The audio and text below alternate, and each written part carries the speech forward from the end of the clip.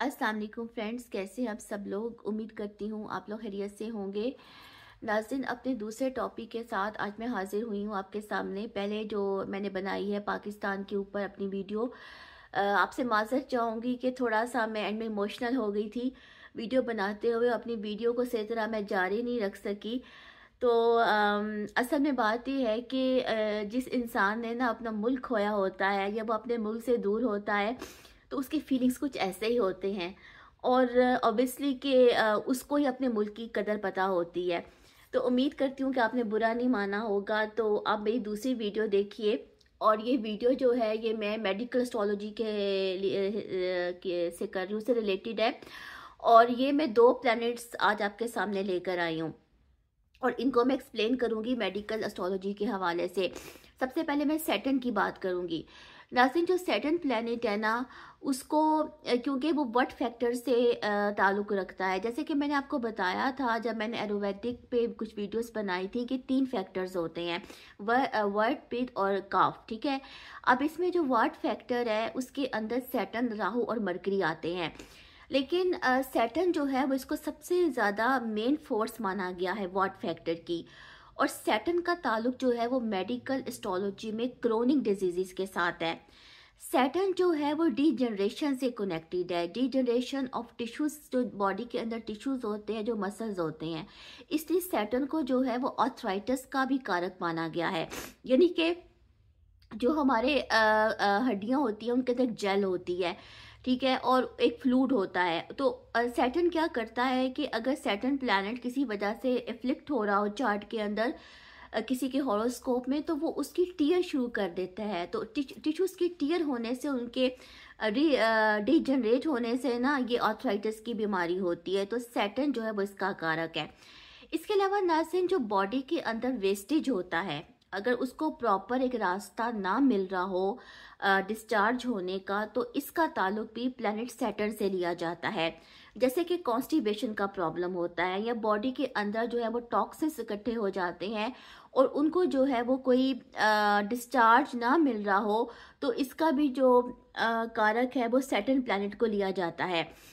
वैसे सैटर्न जो है वो कैंसर का भी कारक है। कैंसर जैसी बीमारी का भी उसका कैंसर जैसी बीमारी से भी जो है सैटर्न प्लैनेट का ताल्लुक है। इसके अलावा पैरालाइज यानी फालिज हो जाना, लकवा हो जाना, बॉडी के अंदर कोई डिसेबिलिटी हो जाना, इन सब चीज़ों का ताल्लुक जो है वो शनि ग्रह से लिया जाता है। लेकिन शनि ग्रह जो है अगर चार्ट में वेल प्लेस्ड है किसी के हॉरोस्कोप में, तो वो एक अच्छी लॉन्जिविटी से भी कनेक्टेड है, यानी कि तवील उम्री से भी इसको जो है वो रिलेट किया जाता है। नाज़रीन, अब दूसरा जो ग्रह मैं आपसे डिस्कस करने जा रही हूँ वो है राहु। ओके, राहु भी जो है वो इसी फैमिली से ताल्लुक रखता है, यानी कि वॉट की फैमिली से ताल्लुक रखता है।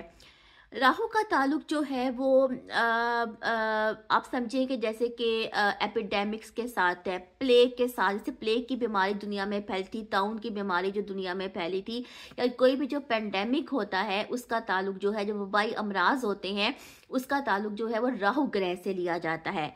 नाज़रीन, राहु ग्रह का जो मेन ताल्लुक है ना वो नर्वस डिसऑर्डर्स के साथ है। मेडिकल एस्ट्रोलॉजी में हर किस्म की साइकोलॉजिकल बीमारी, कोई भी नर्वस डिसऑर्डर जैसे कि शेज़ोफ्रेनिया हो गया, ओके, या कोई और मेंटल डिसेबिलिटी, कोई फियर, कोई फोबिया, कोई सुइसाइडल टेंडेंसीज होना, ओके, डिप्रेशन, इस किस्म की चीज़ें जो हैं वो राहु ग्रह से ताल्लुक़ रखती हैं। मज़े की बात यह है नाज़रीन कि राहु भी जो है वो शनि की तरह डी जनरेशन से ताल्लुक़ रखता है, यानी कि कैंसर जैसी बीमारी से इसका ताल्लुक है। आपको पता है कि कैंसर एक ऐसी बीमारी है जिसका एंड तक पता ही नहीं चलता होगा। कई दफ़ा वो बीमारी बॉडी के अंदर स्प्रेड हो चुकी होती है और लास्ट स्टेज में उसका पता चल रहा होता है। तो ये राहु के अंडर ये चीज़ आती है।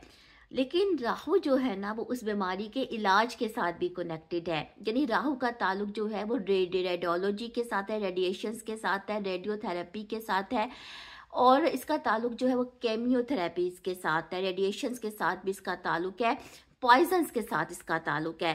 कैंसर जैसी बीमारी चूंकि नाज़रीन उसके लिए केमियोथेरेपीज होती हैं जो कि बहुत ही मुश्किल तरीका इलाज है, और उसके बाद जो है अक्सर पेशेंट जो है उनको बहुत ज़्यादा साइड इफ़ेक्ट्स उसके होते हैं। तो कहते हैं ना कि जहर को जहर से मारा जाता है, तो बस वही बात है कि राहु जो है अगर वो डिजनरेशन दे रहा है ना, तो उसके साथ साथ वो उसका इलाज भी दे रहा है। इसके अलावा नाज़रीन, जो राहु ग्रह है ना, उसका ताल्लुक जो है वो ऐसी बीमारियों से भी है जो कि बैड कर्मा के नतीजे में होती हैं।